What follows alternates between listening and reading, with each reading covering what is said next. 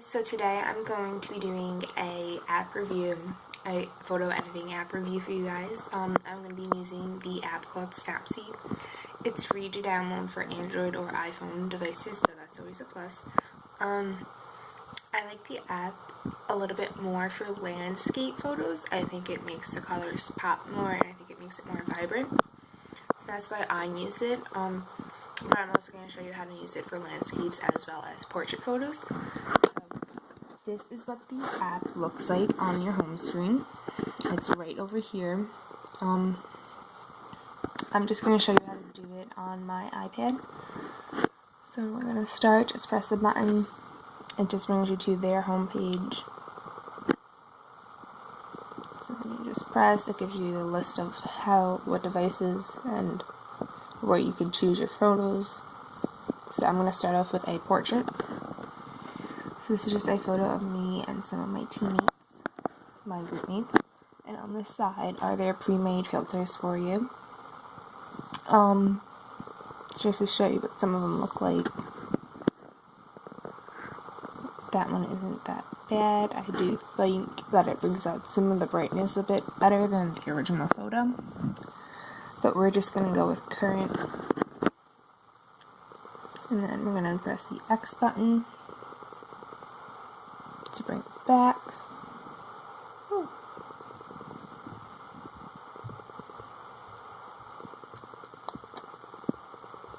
And then this button, it's like a little tool that gives you all the different options. So HDR escape is better for landscapes. And then here there are all the other functions. We're going to go to portrait.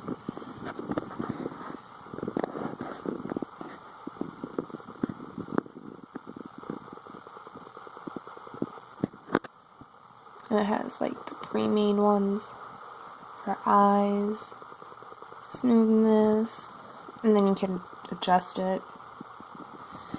It says face spot, skin smoothing, eye clarity. And you can just make it brighter, smaller, however strong you want the filter.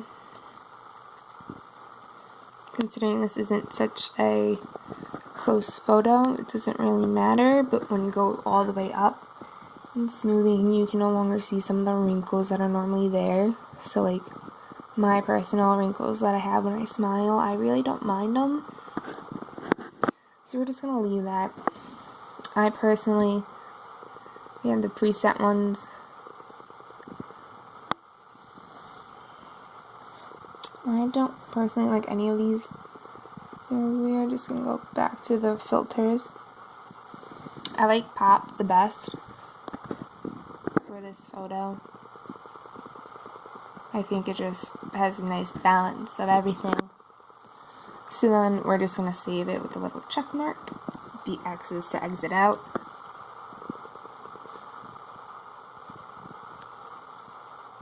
And then it says to save again with the little arrow button to import it. So we're just going to press save. Now loading to save it.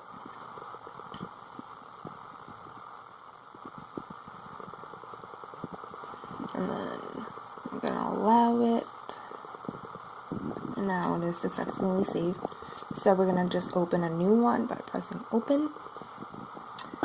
We are going to start with this one. It is more of a landscape photo. It is of some pretty berries and trees. It's a little bit more abstract. So this is the original. So we're going to go to the edit button, do the HDR scene.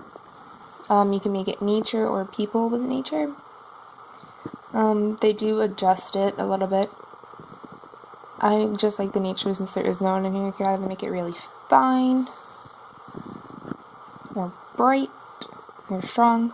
We're going to go with fine for this one, since there are a lot of different colors that it works better with. You have the dark red in the back and the bright red. Then you have the different shades of yellow throughout, mixed in with the green. They do look kind of orange on the screen, but they're not, I do promise you. So then we're just going to go down here again to the adjust. This is filter strength, brightness, and saturation. I don't want it to be that bright, and then you just slide your finger to adjust it. I'm going to make it a little bit. Brightness. So if you just hold it, it brings it back to the original, by the way. And saturation. Bring it up all the way, it kind of looks fake. So you can no longer see like the little red, correction, the little black in the berries. It all just looks very neon, which I don't know if you guys can tell with my phone camera.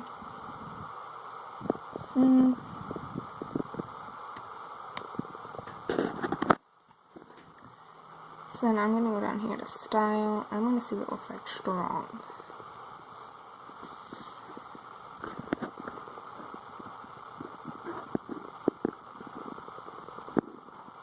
I just also want to apologize for the shakiness. I don't have a tripod, so I'm just like holding it up with the air in my arm.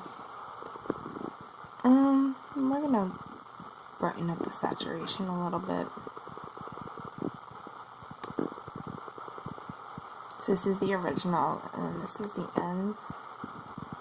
I like the end a little bit better because you do have the different oranges that are now coming out there, mixing with the yellows. It brings out the colors more. And then in the original, you kind of like forget about the berries in the back, but you can still see them. It brings in a lot of depth, I think, to the photo. So it's just what the end product is. I like it a lot better for photos. For landscapes, as I said.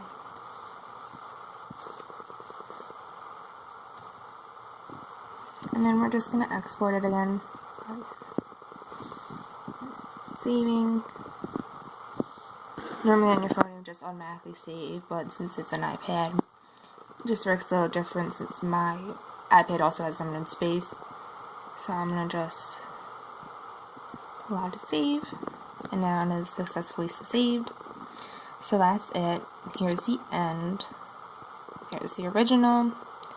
As you could tell, it did make a really big difference. So that's about all there is to this. I also do use other apps. Polaris is one of them. I do like that app a lot, but I'm not so much fond of it for landscapes. I personally don't do a lot of portraits or whatnot, so I don't really use it. So that is just my little app review, and I hope you guys found it helpful and useful. Bye!